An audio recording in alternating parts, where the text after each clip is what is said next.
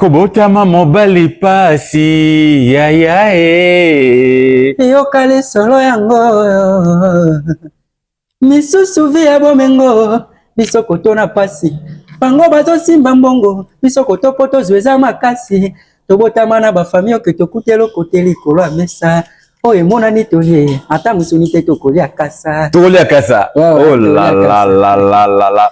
Mesdames et messieurs, c'était tout simplement pour vous dire bonjour, bonsoir, ça dépend de l'heure à laquelle vous serez en train de nous regarder sur YouTube Eteni TV. Bienvenue dans ce nouveau numéro de Solo Labien. À l'instant, je suis avec l'artiste et musicien Fidèle Baslos, Obotama Mobali Pasi.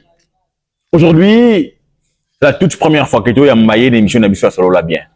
Autrefois, il était passé dans l'autre émission, Micro-Trottoir. Alors, à quoi se présenter pour Nabuno, s'il vous plaît. Ouais, merci beaucoup, Monsieur Scott. Bonjour à tous. Bonjour à mes fans, au public. Moi, c'est Fidèle Baslos, jeune artiste, musicien, chanteur, rappeur, auteur et compositeur.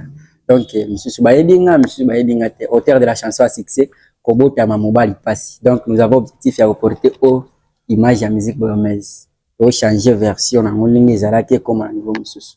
Tu changer version. Ouais, tu changer version. Explique. Pour expliquer ça que musique yo ezalaki kala, ezala musique ya ba CD, ezala teka ba musique na ba bande disque na ba édition tout ça, ba carte mémoire, mais là la musique est changé comme na ba chombo ba réseaux sociaux. Alors, ce qui totali bien na tango ya kala, kisangana ezalaki na ba regne na ngona ba marque wana. Mais lelo po musicien ozwa regne, o reni ba ibayo, il faut réseau.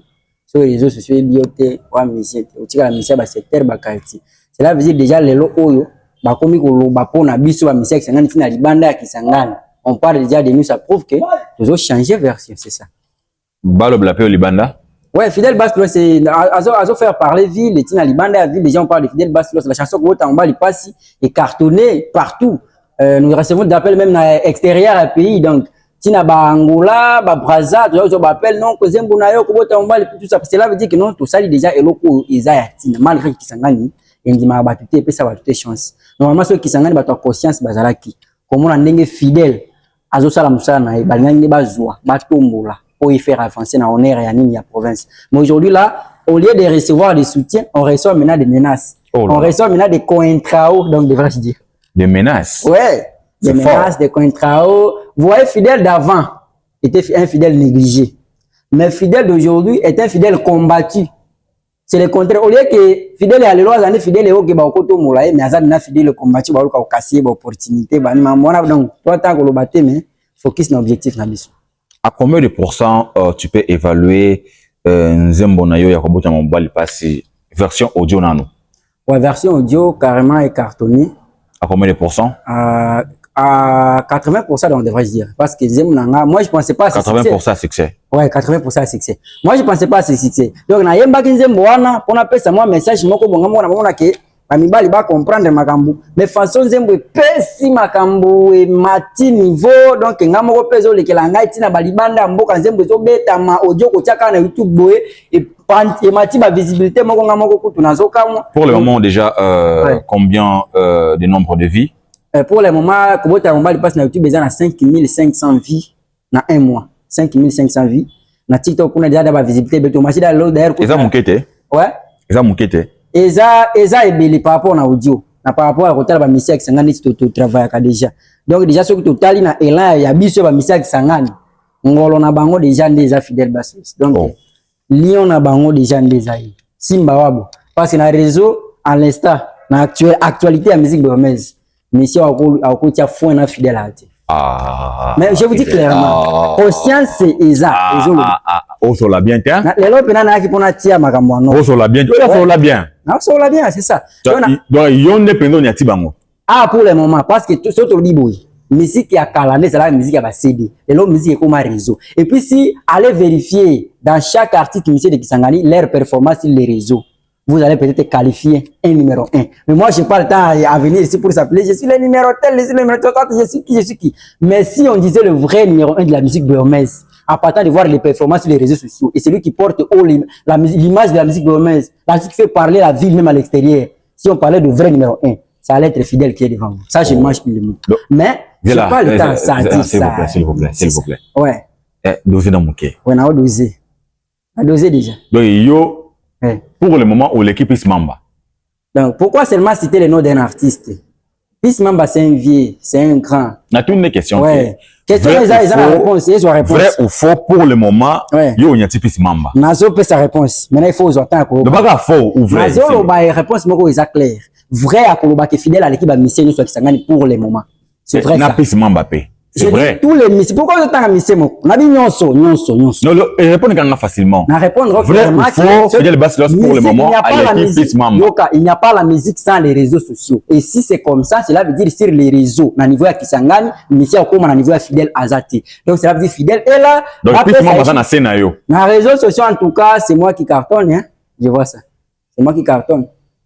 Donc, les autres, les journées font la vérité parce que nous avons monaki. Nous avons autant nous avons mis tiens assez, mais nous avons la score battu. Oh, peut-être que nous avons la complexer na bango. Nathalie ba élan, Nathalie ba performance. Donc, vous allez complexer na bango. Oui, j'étais carrément complexé. C'est qui respecter, des complexe. Non, moi je ne manque plus de respect à personne. Mais je parle que des choses qui sont vraies. C'est pourquoi on confond des choses. On me prend aujourd'hui, on me traite pour un impoli, fidèle à Zach impoli. Mais c'est juste parce que j'ai une autre vision. Moi, je n'ai aucun aîné à qui je cherche à suivre ses pieds. Je n'ai aucun aîné. Mais j'aime bouleverser l'histoire. Cela veut dire porter encore d'une autre manière comme ça a été. C'est par là qu'on m'appelle il est impoli. Il fallait qu'il soit ici pour suivre les aînés. Les aînés ont marché ici. Si on serait là que pour suivre les mêmes pieds que nos aînés ont fait, on aboutira qu'à citer comme eux. Cela veut dire chercher à prendre d'une autre manière pour porter la musique boyomaise. Hein? Par ici, il faut quand même me comprendre, cher public, chères autorités, chers ennemis, tout ça. Fidèle n'est pas un impoli. Mais le problème en est que la musique qui a été avant n'a pas vraiment assez touché. Mais la musique d'aujourd'hui, cherchons maintenant à toucher. Et par ça, on fait déjà le premier pas. Maintenant, il faut nous donner chance. Ce n'est pas à dire que non, si on dit aujourd'hui que non, nous avons des visibilités sur les réseaux plus que les artistes, on devient impoli. On ne devient pas impoli, mais c'est réel. Alors, Fidèle Bass-Loss, clip normalement est marquant. Il y a combien de moments le passé? Clip à combien de moments le passé et zobima, mais c'est notre programme parce que tous en équipe mobile. Tout tournage déjà clip.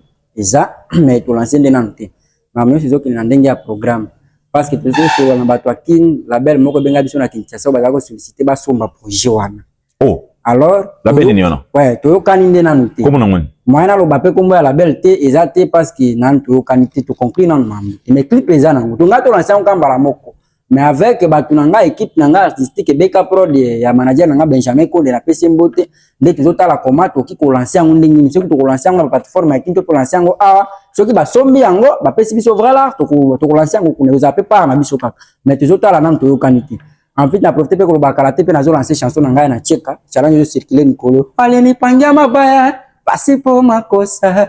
Mungu ananipigania, wana nikosa. Donc ezo ya bakala te nazo lancer pe chanson na audio, clip nango to regarder parce que koyemba yemba susu banzim ko misa banzim na nia mobu et bien te.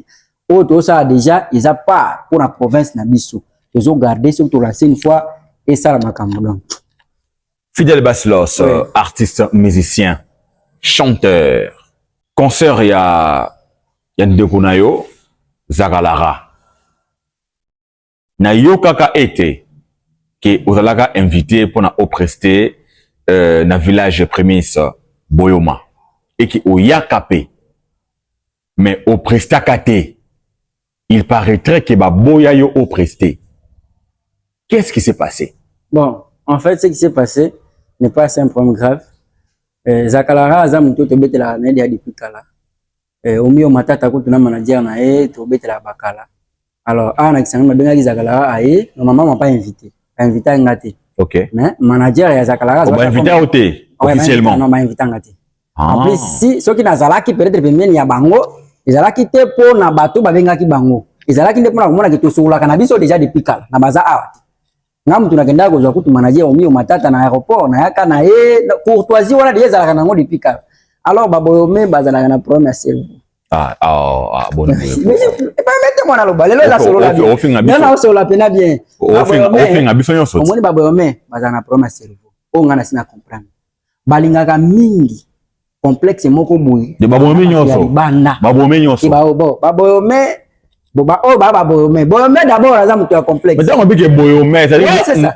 na ba politicien na biso na ba tambongo nyonso mais kasi yo mona ka respect o ba pesa ka musicien ya libanda soki auti a tala respect ba pesa biso c'est clair ezala na ba autorité ezala na bana o eza mafinga te to bango da chaque jour valeur na biso na niveau ya province na biso ezala ka pena maintenir comme o ba pesa ka bana ba o ba uta libanda complexe ça c'est complexe pona komona ke bango baza na capital complexe na ndenge ya mabete na concert ya Zaka nga nazalaka invité te mais nazalaki guest privé ya manager omi o matata il fallait qu'on prester il fallait na prester na canal na yo mais babi ki ba boya prester baboya ki na prester banani baboya la ki na ebité na tango ya kotanga mutu te na tango ya kotanga mais kufe nango pelo te donc même si bon ya nango problème boyo mate eza bato babengaki ezakala rati ne baboya pour prester kasi banani basalaki makambo zakala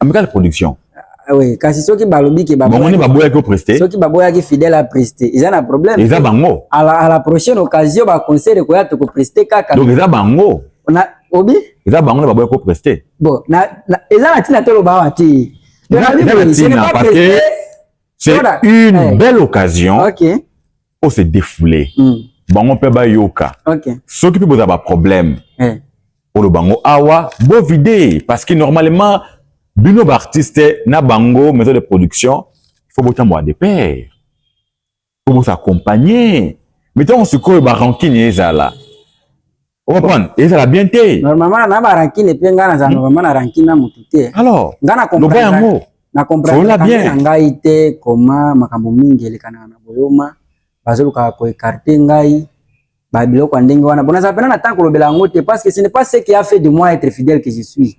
Donc, je suis connu grâce aux réseaux sociaux, dans le respect, dans le konziamboka, bayebi ki o yaza musicien. Pe valeur déjà bazo pesa rango fidèle, bazo mona quel contenu à qualité à chanson on a sala na lelo ba autorité, bazo compter. Na nzembo moko kaka. Nzembo moko bon muto abimaka pe na nzembo kaka. Do yo po nzembo moko na bo déjà ozadi artiste munene. Non ngana banda ko za artiste munene depuis na limu mère na. Ya po nzembo wana te. Azada artiste depuis ka.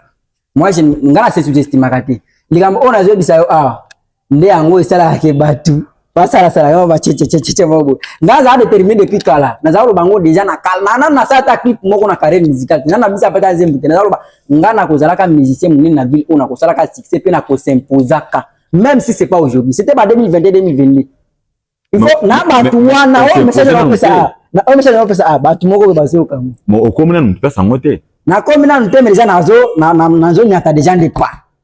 Alors déjà on est que n'est pas ça parce que le kato va faire reculer or que ta ezana et puis go bangi 50 ans lobi que te ba boye menio so na ba politicien na ba tambongo tout ba complexé et puis au lobby ni ba complexé na sens qui et puis au lobby que pour l'équipe c'est moi pour le moment nous en top alors que si je me rappelle bien l'émission na ngai ya micro trottoir au loba que pis mamba nde a semi bendele ya province na Kisangani côté musical mais le baka autrefois donc ça va passer promis ouais à Simba c'est pas un problème moins de 3 mois 3 mois c'est beaucoup 3 mois tu as encore remplacé le lota musuyo za na kiti soki yo bimi tu so vanda ati kiti ka yo vanda si yo bimi tu so vanda ati vrai ou faux Fidèle Baslos a une bonne relation amicale production. Vrai ou faux? Répondre comme faux. Fidèle a une bonne relation amicale production de sur la matinée c'est bien. Mais oyo komaka ndeli kila ngaya on peut problème à gravité baza ba vie ngape na za petit na bango baza maison de production quand même maison de production cause à la contre artiste té. On se comprendre. O bango basana la baza la kande ko sala ngope pona ba musicien oyo bazo mona ki baza na étoile na lumière ya ko élever musique. Nde ba investir sur yango. Donc il faut que l'on avant ko buka. Ba ko benga message banda besi me bango ba ba ki soki ba zui musicien na bango ba fula payer. Ba ko benga payer libanda bango pe ba bénéficier neti bango bazo perdre ko pesa kuna. Alors na moment oh ndenge toza moi ba comprendre ngo exactement. Moi je dirais toujours que tôt ou tard moi Fidèle je serai un exemple et une route donc plusieurs artistes musiciens de Kisangani doivent suivre parce que normalement Kisangani manque encore des artistes musiciens. Oh là là. Ouais, je vous dis vrai. Ce n'est pas seulement une personne quand il a une belle voix c'est qu'il veut dire qu'il est artiste. Parce qu'il a chanté une chanson, c'est qu'il veut dire qu'il est artiste. Ici à Kisangani, il y a des critères et des critères qu'il nous faut encore remplir. Je me mets aussi dedans. Parce que si je parle comme ça, c'est pas dire que c'est moi qui est spécial que les artistes bien sûr. Mais je sais que Kisangani manque encore des artistes. On a encore des critères à remplir. D'abord, premièrement, il nous faut encore travailler. Les artistes de Kisangani, c'est quoi et déjà hein? Donc ils se font déjà des orgueils là. Or, en réalité, ils ne sont encore nuls. Il nous faut encore travailler. C'est pourquoi nous sommes toujours des simples. Nous mettons toujours la simplicité. Nous avons toujours tout se rabaisser. Mais alors, tant que tout se rabaisser, tu as mis na batoto lingato za na bango en bon terme, bakomi ko baluke la biso pour que nous toujours avancer. Alors, on n'a pas le temps ça, on est focus à notre vision. Normalement, c'est qui s'engagent. On avait des artistes comme Fidèle 2 ou 3 ou 4 autre chose. Merci beaucoup, Fidèle Baslos. Dédicace spéciale à Maman Chantal Poutine. Tu rappelais les sous que le 20 Oyo Naisiro tombé. Étoile filante et au Maman.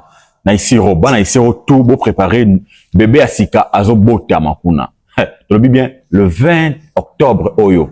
Bébé Asika étoile filante Naisiro et au Maman. Didi Wana. On a dit Anzela. Qui nous sépile ça ba Naisiro.